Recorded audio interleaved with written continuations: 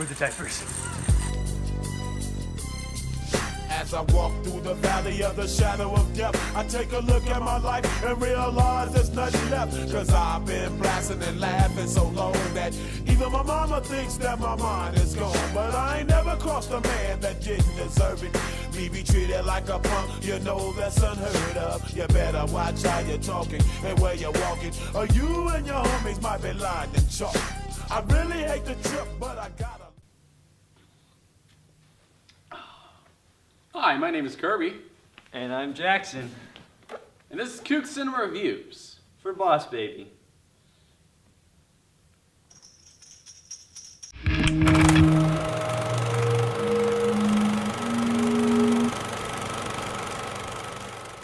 Boss Baby is an animated feature about a baby voiced by Alec Baldwin, who's in charge of management at Baby Corp, who soon joins a family of 3 as a plan to win back the love of millions. Alright, so I think a good way to get into this whole Boss Baby review is through the pros. I think that's where we should start. Yeah, why not? So I'll go ahead and put it out there. I thought the animation for this was actually pretty good. It was decent. No, yeah, I mean, it has its own like animation style. It's not gonna look like realistic, and they weren't going for that. They were going for a cartoon animated like stuff. You're not looking at Toy Story 3. Anything crazy, like Pixar-ish. Yeah, when they really actually try to make people look like people.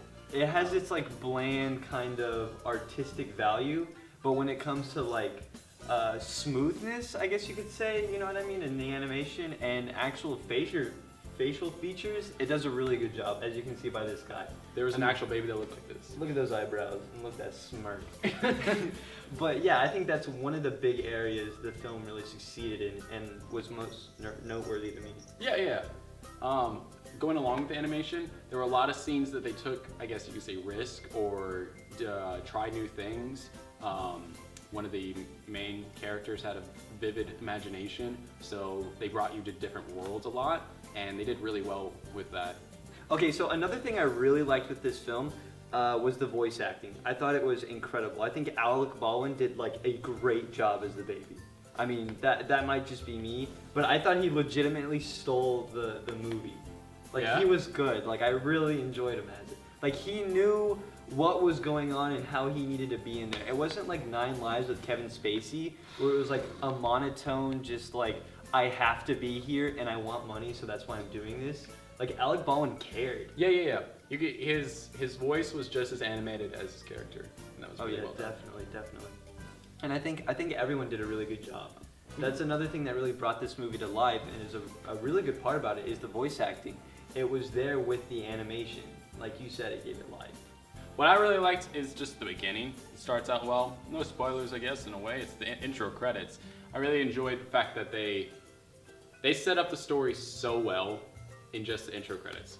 I mean, you obviously are curious of why a baby is wearing a suit, and so they really set that up in the first 3 minutes of why that is, and I just love movies that could do that. And I really also enjoyed the message that this movie tried to portray.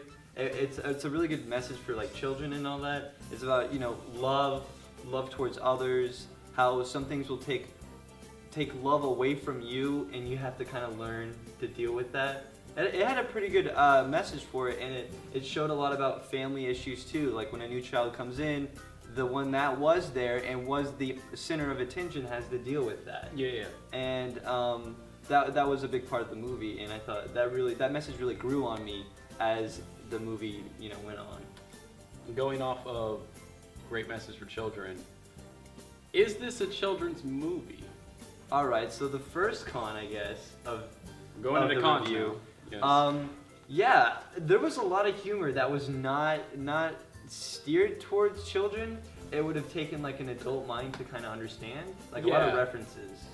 Like, I feel I've seen probably most animated movies, whether good or bad, that have come out in the past year, and I mean there is definitely a change in what they think kids find humorous. This was the first time that I found, I guess you could say, crude humor funny. It was interesting. It's not Toy Story or anything, but then I thought about what I told you is that these are the people that made Shrek. I mean, Shrek starts out with a naked ogre taking a bath in mud and farting. So, I mean, that's just what DreamWorks does. And, I mean, they do well at it. So it's definitely, it's nothing that like you shouldn't take your kid to this. Like it's ruined them, but it definitely is gonna make you laugh if you like that kind of humor, along with your kid. Now, off of what you said there, take your kids. My complaint with the humor is that I don't think it's steered towards kids at all. I think that's where this movie really has its big flaw, is that this is a family movie, yet I feel like none of the humor would ever land with a child. When we were in the theater, there was only, I think, one time that we really heard someone laugh out loud. So there was references and nods and big part of the comedy that I don't think the age group they were going for would really understand or laugh at. I mean, it's entertaining for a child, animation-wise, and like funny noise-wise every now and then. But a lot of the humor and the written humor, the actual intellectual humor, is steered towards a older audience. I think my last big complaint for this movie is the story. Really? The story was everywhere all the time. It really didn't feel like it had something set. It was just kind of like there was no big arc. It seemed like there was 5 to 4 mini arcs that the movie told, and they got mixed up a lot.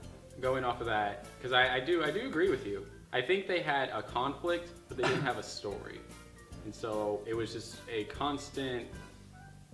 There's a feud between the son and the baby throughout the whole movie. There it is.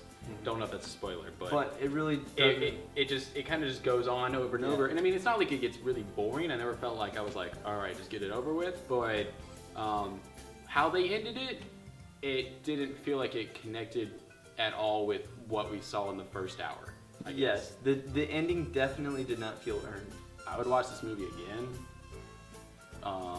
I gotta see it for free. I'll probably only see it if I see it for free in theaters. But if it pops up on the TV, maybe put it on background or noise. Netflix I could or definitely see background noise or something like that. Easily. All right, so now on a scale from 1 to 5, we'll start our ratings now that we've both cleared up our opinions on the movie. I'll go ahead and go first here. And I think due to my opinion on the hit or miss comedy and the kind of crummy storyline, I'm going to have to go for about, I'll do a 3 out of 5 Alec Baldwins for this one. Ooh. Yeah, it's about that kind of 60%. I do think it really regains itself in the animation and voice acting. When I rate things, I rate it on their category, or at least in the perspective of the genre of that year, not of every movie ever existed. I'm not going to compare Boss Baby to Titanic, which is a great movie. So in the category of animations this year, I would definitely give Boss Baby a 4 out of 5 Alec Baldwins. That's a lot of Alec Baldwins. Dude, look at all those Baldwins!